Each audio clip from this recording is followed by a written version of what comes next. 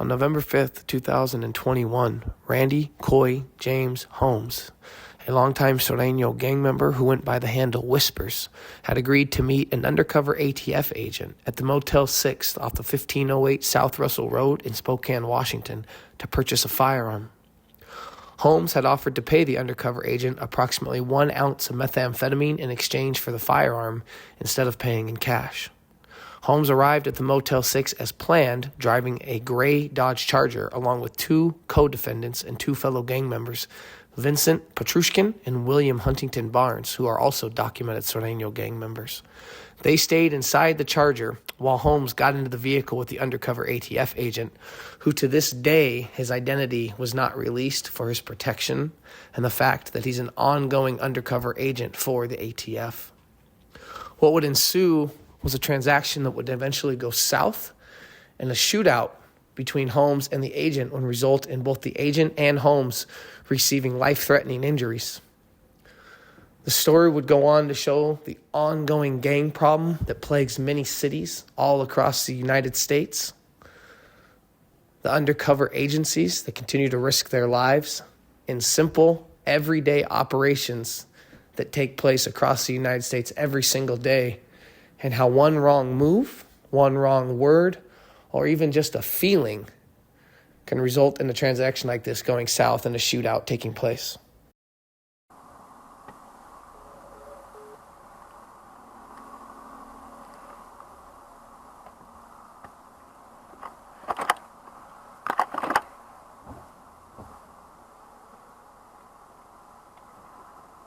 Hop in, dog.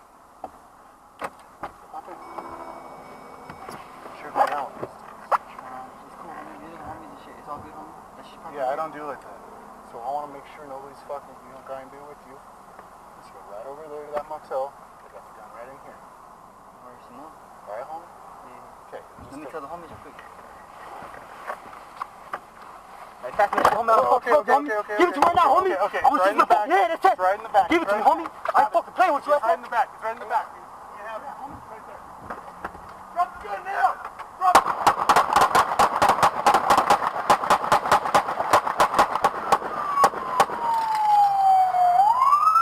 6:30, a Spokane man has pleaded guilty to shooting a federal agent back in 2021. According to court documents, 25-year-old Randy Holmes, a known gang member, tried to buy a gun from an undercover ATF agent at a Motel 6. At some point, Holmes got into the agent's car and pointed a gun at their head. The agent then told Holmes the gun was in the back of the car, and when Holmes ran around the back of the vehicle to get it, the agent told Holmes to drop the gun, but he instead fired at the agent. We are tracking new information about last Friday's shooting near a Motel 6 in West Spokane that left an ATF agent and a suspect in the hospital. One of the other suspects in the case made his first court appearance in federal court today. Graham 2's Cody Proctor was in court and found out what agents were investigating in the first place. That's right, Mark. According to court documents, an undercover ATF agent was actually at the Motel 6 for a transaction with one of the suspects, who ultimately ended up shot. Initially, after the shooting, law enforcement reported they were searching for 2 other suspects. Today, we learned from court documents that one of the suspects they were searching for was found not long after the shooting, while the other was booked yesterday into the Spokane County Jail. A suspect who appeared today in federal court, Vincent Petrushkin, was one of the suspects who left the scene. His appearance was for a criminal complaint for a felon in possession of a firearm. These court documents detail what happened before and after the shooting. Now, according to them, the undercover ATF agent planned to meet with Randy Holmes for a transaction last Friday at the Motel 6 on South Russell Street in West Spokane. Just after 4:30 p.m., the document states Spokane police responded for reports of gunshots. When officers arrived, they found Holmes with multiple gunshot wounds. He was taken to a hospital. The documents say the shooting happened near a gray Dodge Charger, which sped off and later was found at the nearby Hampton Inn. Documents say surveillance video showed 2 men leaving the Dodge Charger, including Petrushkin. Court documents say the FBI and a Spokane police detective interviewed him yesterday, who he reportedly admitted to being at the Motel 6 at the time of the shooting to buy a gun with Holmes and another man. He stated all 3 were initially going to be there for the transaction until Holmes decided to do it alone. Both Petrushkin and the other man took off when shots were fired. The Spokane County Jail roster shows Petrushkin was booked just after noon yesterday. His next court appearance takes place next Tuesday for his detention and preliminary hearings. In the newsroom, Cody. Court documents describe what led up to that agent and another man being shot. Thanks for joining us. I'm Aaron Luna. And I'm Nia Wong. Federal agents were at the Motel 6 in West Spokane on an undercover operation Friday night, and that's where the shooting happened. Caitlin Knapp has been following this since that night. I pulled court documents today, and in them, it says the ATF agent shot a man named Randy Holmes. He was at the motel with 2 other men to buy a gun. We're not naming one of them because he has not been charged with a crime. We are naming this man, Vincent Petrushkin. Court documents say Petrushkin went with Holmes to the Motel 6. He was in the car when Holmes and the agent fired shots at each other. Holmes was shot several times and was taken to the hospital. We don't know his condition tonight. Documents say after the shooting, Petrushkin and the other man drove to a nearby hotel and ditched the car. Spokane police eventually caught them. Petrushkin admitted he was there to buy a gun, which he's not allowed to have. He has a criminal record and was arrested last year. The other man said he didn't know Holmes or Petrushkin and was only in the car to get a ride. In August 2020, Spokane police say Petrushkin asked a man for money, and when he refused, he tried to throw him off the Monroe Street Bridge. Police arrested him for attempted second-degree murder. Petrushkin was in a federal courtroom today for the ATF crime. No cameras were allowed inside, but Petrushkin was there to face a charge of felon in possession of a firearm. He could face up to 10 years in prison. Petrushkin will remain in custody until a hearing next Tuesday. I've contacted the ATF, U.S. Marshal's Office, and the U.S. Attorney's Office about Holmes and the other man as far as charges. They all declined to comment. What's going on, you guys? Welcome back. Another episode of Green Lit Gang TV. Much love, much appreciation. Thank you guys for checking out today's video. Thank you for checking out the channel. Please hit the like, subscribe, hit the bell for the notifications. Please leave a comment down below. This kind of stuff I cannot make without the support, guys, without the continuing, the likes, the comments, the thumbs up, the subscribers. It's what keeps me going in this. So anyway, we're going to be going to Spokane, Washington with it. We're going to be covering an incident involving a couple Sureno gang, or 3 to be exact, Sureno gang members. The main guy in this is a guy by the name of Randy Coy James Holmes. He goes by the name of Whispers. He was a well-documented Sureno gang member. Now, it took some digging because I was like, well, I really wanted to find out what set he was a part of. I really try to do that in all these. Sometimes I can't find them. Sometimes I just cannot find them. But I was able to, in a previous story of when he was arrested back in 2017 for kind of a similar charge, felon in possession of a firearm. Now, obviously, that was just he got pulled over in a truck in Moses Lake, and he found a gun. He had obviously been previously convicted, and he felon in possession of a firearm. And that's where it said he was a convicted felon and a member of the Valley Locos street gangs. So I did some research. Sureno gangs, basically in the Washington State area. So I'm going to read from this article I found, just giving you a little bit of a history on Surenos in Washington State. All right? So it's from a guy's firsthand perspective who said he had family members that were Sureno gang members. I first noticed the presence of Sureno gangs in Washington State in the 80s, when a dozen or so gang members from Wapato, Washington, collectively claimed Baker Boys 13 gang. Several of them were from Bakersfield, California. Baker is a nickname for the city. About a year later, a group of 4 cholos, originally from the East LA area, shot up my 21st birthday. They all claimed 13 out of respect for the Mexican mafia. We have talked about that in great extent on this channel. This was the first documented case of Sureno 13 gangs, and this is in Seattle. After this incident, I began to pay a lot more attention to tracking various street gangs. The 18th Street Gang was one of the first traditional Hispanic gangs to open its ranks to any race for membership, and they were identified in Seattle in the early 80s. So I like that. The reason I read that to you guys is because that maybe explains a little bit. I'll be honest, the first thing that caught my eye in this, Randy Coy James Holmes, Vincent Petrushkin, and that's Randy Coy James Holmes, one of his co-defendants. The other co-defendant in this was a guy, William Huntington Burns. Those are white names. Those are Caucasian names. So when you think of Sureno, Norteño, you think of Hispanic. Now, we've covered cases, I've read articles where they're not all Hispanic, but this is one of the first ones I've read where, the 3 main guys in this, including the main guy, they're clearly white. So reading that the 18th Street gang was opening its ranks for, kind of opening its ranks for any sort of a race for membership. They're active in both parts of Oregon and Washington, and Sense of Florence 13, which is the second biggest Hispanic gang in Los Angeles, are very active in the cities of Mount Vernon, Othello, Yakima, and the Tri-Cities area. So, again, we're covering Western Washington, Eastern Washington. They were identified and active in Seattle by 1982.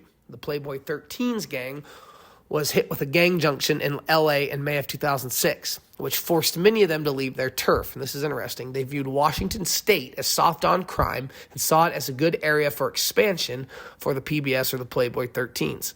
They were the main shooters involved in the Kent Car Show shooting in July where 12 people were shot. Now, this is going back years, okay? Going back to another one, other Sureno gangs include the Southside Locos 13, Valley Locos 13, which were some of the earliest gangs in Seattle that were active in the 80s. Most Valley Locos were American-born, while most of the Vatos Locos 13 were from Mexico. Now, getting to the gang we're going to be talking about with Randy, Coy, James, Holmes, Petrushkin, and Burns. The Little Valley Locos have been active in the Yakima Valley since the 80s, and they have a loose truce with Florencia 13 in Yakima and Barrio Locos in King County. You've also got Brown Pride gangs, the United Latino 206 Brown Pride.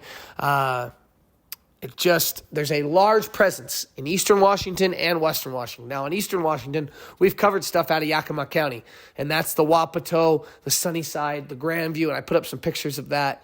I encourage anybody, if you're into this kind of stuff, man, just check out Eastern Washington, and you go to Yakima County, man, that is no joke. There's other channels that cover this.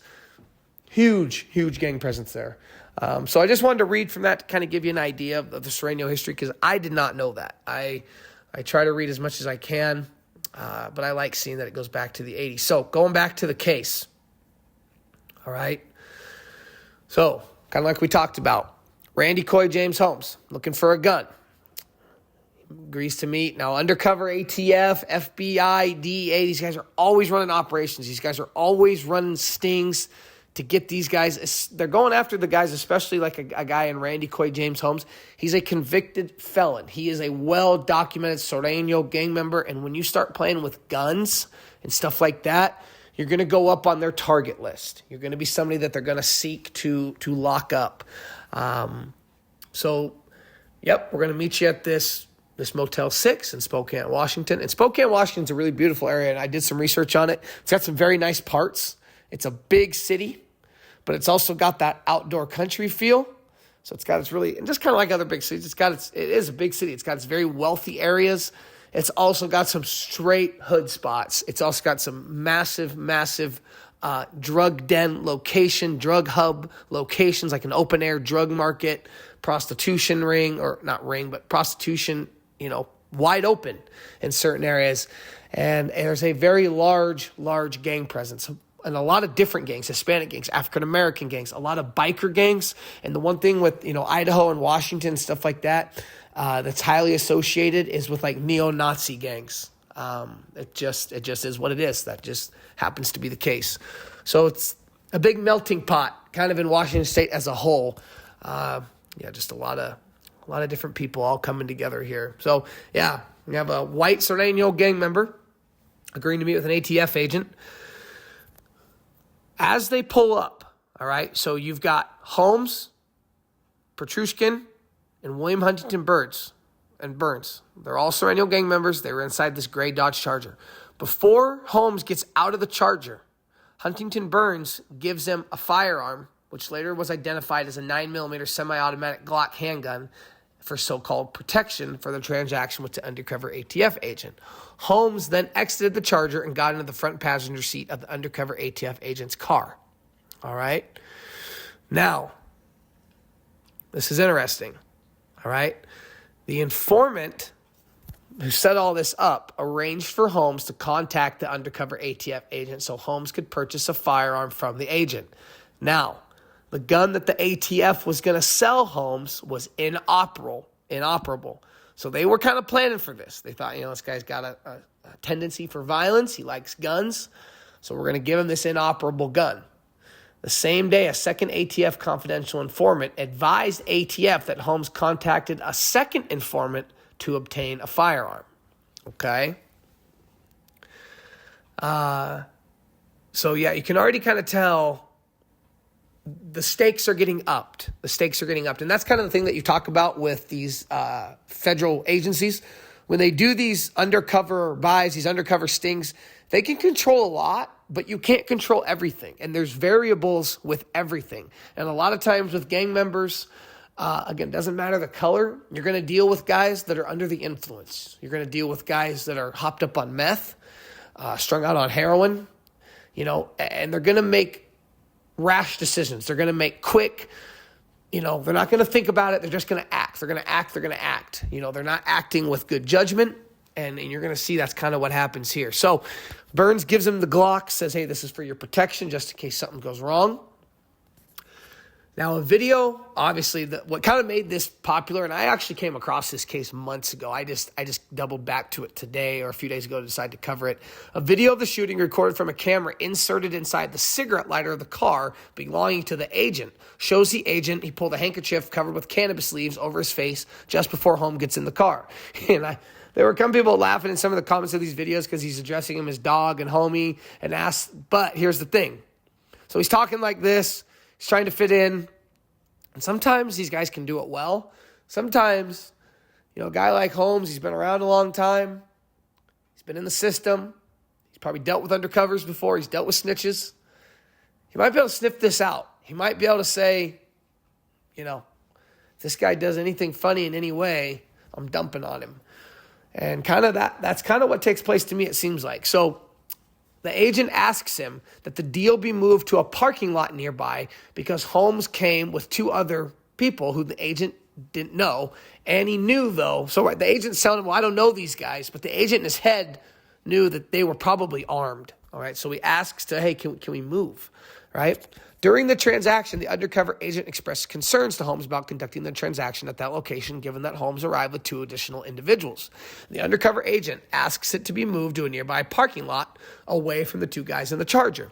Holmes then responded that he would, quote, tell his homies and started to get out of the undercover agent's car. However, he stopped short of fully exiting the car. Instead, Holmes re-entered the car, pulled out the 9mm semi-automatic handgun, points the gun at the undercover agent's head, and demanded the firearm the undercover agent was going to sell him.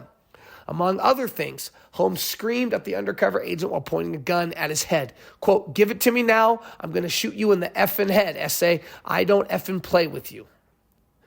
I ain't effing playing with you, I'm sorry. The undercover agent, who was in the reasonable apprehension of immediately bodily harm, raised his hands above his head and advised Holmes that the firearm was in the back seat of the car. Holmes then fully exited the undercover agent's vehicle and ran around to the back seat of the car to obtain the firearm. So we're going to hit pause for a second. So right now, everything's gone left. Now everything's out the window. The plan, the smooth transaction, we're going to sell him the gun. He's going to give us, and the deal was he was going to pay him in an ounce of dope. He was going to pay him with an ounce of methamphetamine. And I had said that in the intro, but yeah, that was the plan, right? So instead of cash, give me an ounce of meth. Going to be an easy bust, easy arrest, maybe even get the two guys in the Charger. Who knows? Well, that didn't happen. So now, as an agent, you got your hands up. This guy's pulled a gun on you that it's not inoperable. This is a fully operable gun. And, now he's running around the back seat to grab the firearm that you're supposed to sell him. This interaction between Holmes and the undercover agent outside the car was captured on a video recording device that was inside that cigarette lighter. After Holmes got out of the car, the undercover agent exited the vehicle and directed Holmes to drop the gun. Rather than drop his firearm, Holmes repeatedly fired the 9mm semi-automatic Glock at the undercover agent, striking the agent multiple times and causing the agent serious and permanent bodily injury. The undercover agent returned fire, striking Holmes. Audio from the shooting was captured by the video recorder inside the undercover agent's car. ATF surveillance agents quickly arrived at the scene and rendered life-saving aid to Holmes before he and the undercover agent were transported to the hospital. At the hospital emergency room, personnel located approximately 1 ounce of methamphetamine in Holmes' jacket pocket. Holmes, like they said, he's a convicted felon, member of the Valley Locos street gang. He'd been arrested back in 2017, found in possession of a firearm. That's the one he pled guilty to, went to prison for about 2 to 3 years. His co-defendants, Vincent Petrushkin and William Huntington Burns, fled from the scene, dumped the gray Charger at a nearby Hampton Inn. They were later apprehended. Now, we got more info on Petrushkin. He was charged with felon in possession of a firearm. And that's when you saw the news station about him back in 2020. He had attempted to throw a man off a bridge for not letting him borrow money. Burns violated federal probation as well. Both those guys end up pleading guilty. At the time of the offense, Holmes was on federal supervised release stemming from a 2019 conviction for being felon in possession of a firearm. So these guys just rack up these charges, man. These guys are just gun happy, and I'll be honest, they're high on meth. They're gang members. They've been doing this for a long time. It is what it is. It's the life that they chose. So this in and out of prison, going away 2, 3, 4 years. But now for Holmes, the stakes are up because now you shot a federal agent. You're lucky you didn't kill him. But yeah, so, Holmes was also in Washington State Department of Corrections Community Custody Supervision from an unrelated state felony conviction. So he has just got a whole mess. When you're doing Fed probation, Fed pretrial release, and state probation, it's you literally get buried in the system. And this is a really good example of that. So, quickly, fast forward, July 19th, 2023, Randy Coy James Holmes sentencing. All right? Vanessa R. Waldron, the United States Attorney for the Eastern District of Washington, announced that Randy Coy James Holmes, age 25, of Spokane, Washington, was sentenced to more than 20 years in federal prison for assault with a deadly weapon on a federal law enforcement officer, as well as discharge of a firearm during commission of a crime. At the time of the offense, he was on federal supervised release. Co-defendants Petrushkin and Burns both pled guilty to the offenses. Now, there was another guy who got wrapped up in this. 47-year-old Kenneth Rankin Gazaway was identified as having purchased that Glock 9mm semi-automatic handgun firearm from a federal firearms licensee in the Spokane area. That's the gun that was used by Holmes to shoot the ATF agent. The ATF learned Gazaway, now this is interesting, was a methamphetamine user, which if you are a known drug user, right, you cannot buy a gun. Now, this is interesting. I want you guys to just know this. So I'm sure a lot of you have heard in the news about President Biden pardoning his son, Hunter, okay? Now, one of those charges that Hunter was pardoned from was basically what Gazaway did, was Hunter Biden bought a gun, all right? Well, of course, he's a known drug user and all that, but how they were able to prove he was a known drug user when he signed for those papers on that gun was his dumbass wrote a book. His dumbass wrote a book basically openly talking about his drug use and his drug exploits. That's how he was able to get tied into that kind of a charge. So I thought that was interesting that here, this guy Gazaway, that's how they were able to get him. So basically, he lied on federal paperwork to purchase this and the other firearms. During the case, Gazaway admitted to traded some of the firearms he illegally purchased for drugs. One of those individuals to whom Gazaway traded firearms for was Adam Layton, who is another documented Sureno gang member, and he belongs to the little Valley Locos, same as Holmes. And I'll be honest, these are all white boys. These are all white names. I think that's very interesting. I know some of you are going to be like, why do you keep pointing that out? It's just, you know what? It does stick out. I'm sorry. It does stick out. I'm a white guy. I'm just saying it does stick out. Doesn't mean anything. Doesn't mean it's bad. Doesn't mean it's good. I just think it's interesting. Okay? I do think it's interesting. During today's sentencing hearing, the undercover ATF agent, his wife, and his mother provided powerful victim impact statements discussing the impact Holmes' actions had on their families' lives. So some of the statements, I'll say this first. Holmes, he had a time to speak. He didn't really do himself any favors. He attempted to shift blames for the offense, blaming a multitude of other individuals. That never works. It's like, God, you think these guys especially guys that have been through the system, been in trouble, been charged, it's like, just own it. Just take accountability. I mean, do you really think, like, if you sit up there after you shot a cop and you blame other people, the judge is going to go, you know what, Mr. Holmes? You're right. You're right. You know what? This is wrong. You were put in these circumstances. You couldn't help it. Time served. No, it's not going to happen. So anyway, now when the agent spoke, he went on to talk about he was lucky to be alive after the shooting. One of the bullets fired by Holmes had hit him in the left leg, breaking it, and it narrowly missed his femoral artery, which could have been fatal. Quote, I'm not mad at him today, the agent said. I haven't been mad at him since the day it was over. His wife, who was 9 months pregnant with the couple's 5th child at the time her husband was shot, told Holmes she forgave him, though the shooting had caused continued trauma and questions and fear from their kids, all younger than the age of 9. She went on to say, quote, God saved both of them. God loves both of them equally.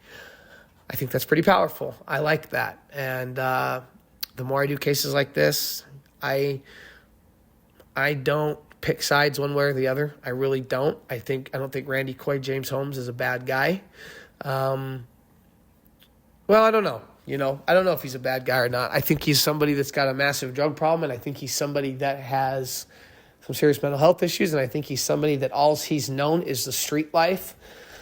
And I think maybe the only way he can be saved is a 20-year sentence. I don't think 2 years, 3 years. I don't know. I think maybe sitting down, becoming a middle-aged, because he's 25, so maybe he gets out. Not a lot of good time at the federal level, but if he keeps his nose clean, doesn't get in a bunch of trouble, maybe he gets out in his early 40s.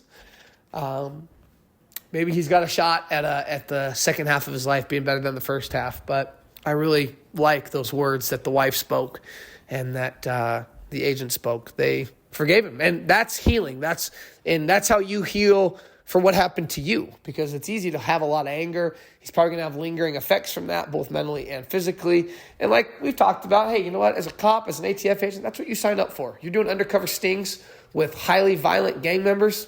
Having a gun pulled, that's almost routine. It's going to happen. So it's not like I'm having a bunch of sympathy for him. I just like the words that were spoken at court, that they were able to forgive and move on. But anyway, comment down below. Let me know what you guys think. Today is Sunday. Been watching football all day, trying to get over not being sick. I want to let you guys comment down below who's your pick for the Super Bowl. Right now, mine kind of changes week to week. You know what? I'm going to put one out there, maybe a little different. A little different. They actually lost today. I'm still rocking with the Bills. I think the Bills can actually pull off a big-time Super Bowl win. That's a franchise that hasn't won. I don't think they've ever won a Super Bowl. Anyway, let me know what you guys think down below. Much love, much appreciation. Until next time, you already know what it is. Peace!